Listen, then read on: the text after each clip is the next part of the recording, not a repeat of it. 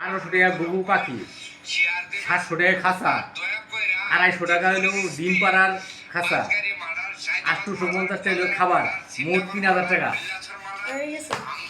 পাখি এটা কোন দেশি? এটা বাইরের পাখি, ছোট জাতের ঘুঘু পাখি।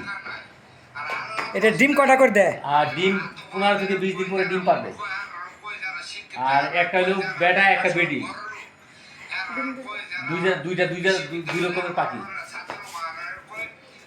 এটার ভিতরে কি থাকে? এটার ভিতরে খানা, আর ওইটা এটার ভিতরে পানি।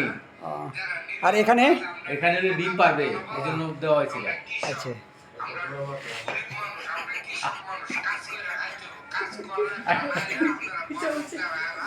আচ্ছা ঠিক আছে, পাখি জাল লাগিয়ে কিনতে পারেন, সমস্যা নাই।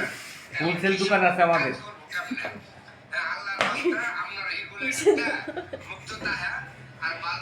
এটা কিনছে কোন জায়গা থেকে, কোন মার্কেট থেকে?